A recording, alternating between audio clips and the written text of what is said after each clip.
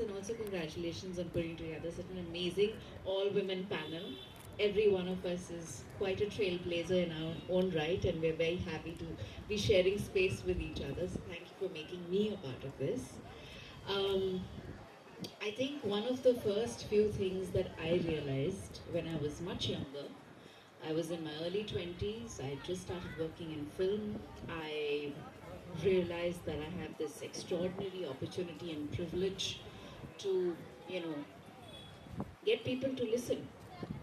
And when I realized that there was incredible work happening by scientists, by conservationists, by activists, but it was happening in silos.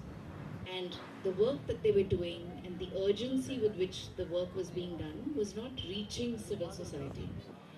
And I realized that maybe I could play a part here in humanizing these stories, in giving a more emotional human context to what was being learned on the ground, whether it was, bridging the gap between science and civil society.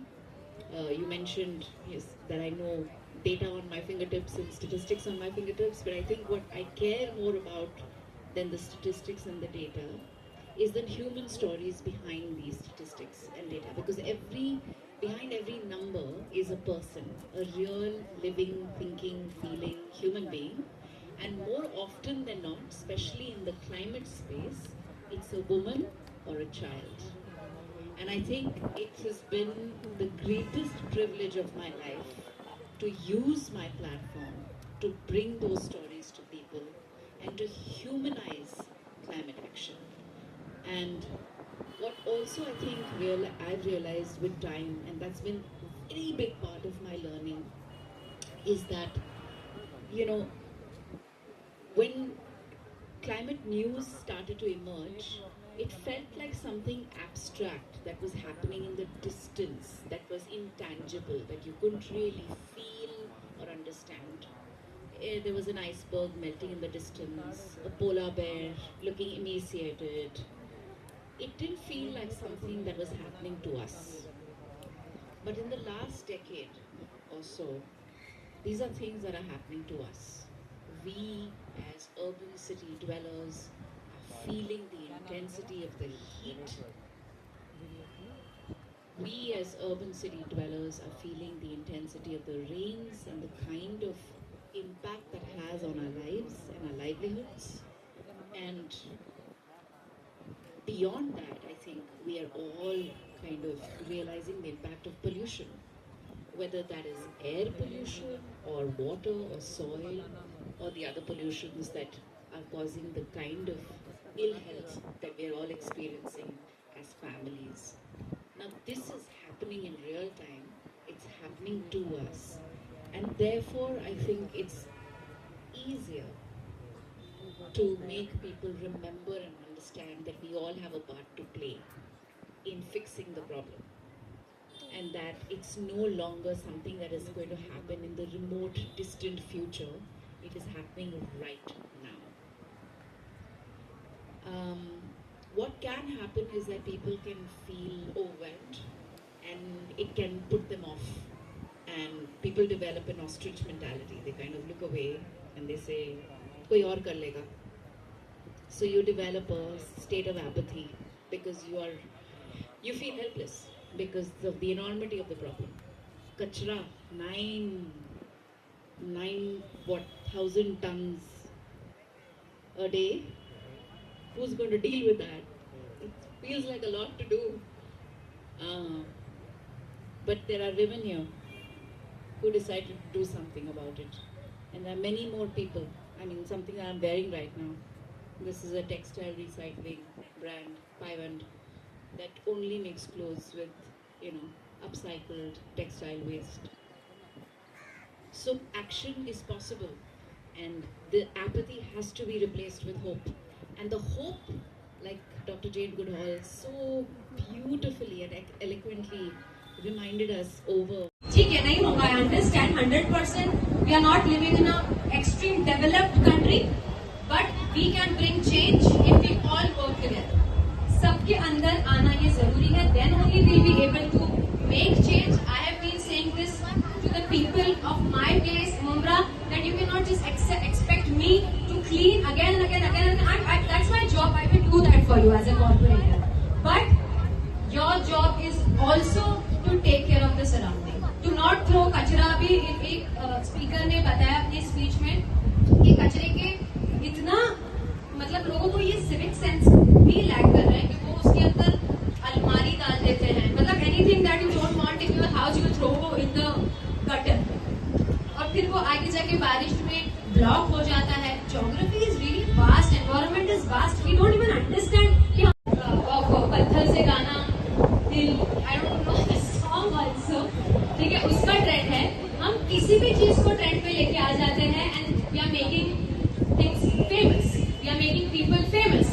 Why aren't we talking about what's happening in the world?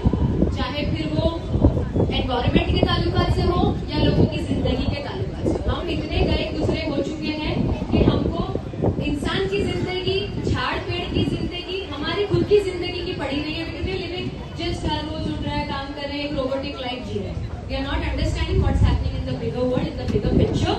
That girl Greta Thunberg is 22 years old. हम सब जितने भी यहाँ पे बैठे हैं हमारी आधी उम्र की है. आप लोगों की, मेरे से थोड़ी ही छोटी है, बाकी लोगों की वो आधी उम्र की है. And she is taking all the load on her shoulders. So my point is कि हमें जागना जरूरी है. मैं मुंब्रा से आती हूँ. मुझे ऐसा लगता है कि आप यहाँ पे बहुत सारे ज्ञानी लोग बैठे हैं, स्टेज पर भी बहुत सारे ऐसे लोग बैठे हैं जो बहुत बड़े बड़े इनिशिएटिव्स के बारे में बात कर रहे हैं. But my point is we should start with something very basic. जैसे हमारी आदत है, हम देखो अगर हम if we are going to Dubai या हम कोई ऐसी कंट्री में जाए जहाँ पर बहुत हाई रूल्स रेगुलेशन है, तो हम कचरा डालने से खुद ही डरते हैं, हमको खुद ही बुरा फील होता है. But if you go to place like Mumbra या if you go to a place जहाँ पर कचरा आपको कॉमनली दिखता है, तो आपको बुरा नहीं लगता कचरा डालने. Why is it? You have to break that attitude. आपको आपके दिमाग से ये निकालना जरूरी है कि आपको तो कचरा ही है, यहाँ पे और कचरा डाल देंगे तो क्या होगा. तुम डालोगे, मैं डालूंगी तो वो कचरा बढ़ेगा. So वो कचरा बढ़ेगा. So you have to break that attitude. It's all your psychology. I'm not a very big change maker. I don't believe that. I'm not a very big change maker.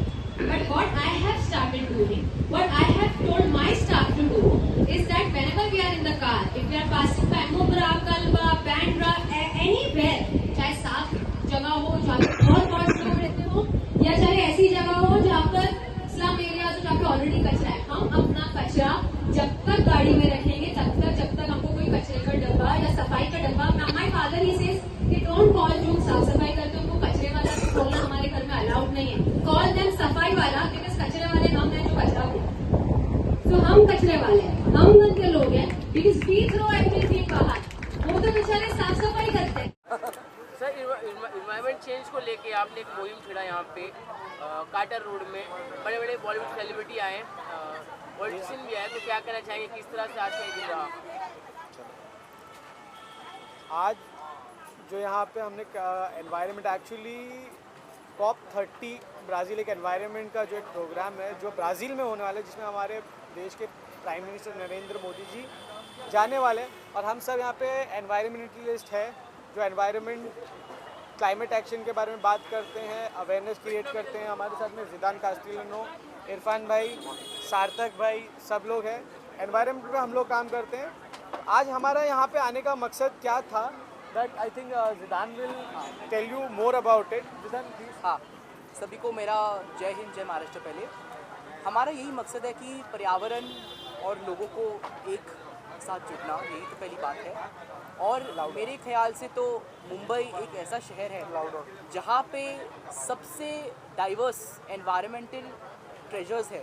SGNP मानो या फिर आप mangroves मानो, जो मुंबई के mangroves है। तो मुझे यही बस बोलना है कि as Mumbai we are coming together, और वी आर कमिंग टुगेदर यही बात से क्योंकि COP30 जो जैसे फुरकान भाई ने बोला है, COP30 जो ब्राज़ील में होने वाला है, हमें यही बस ब्राज़ील और पूरे विश्व को बताना है कि Mumbai is on the forefront, Mumbai आगे है।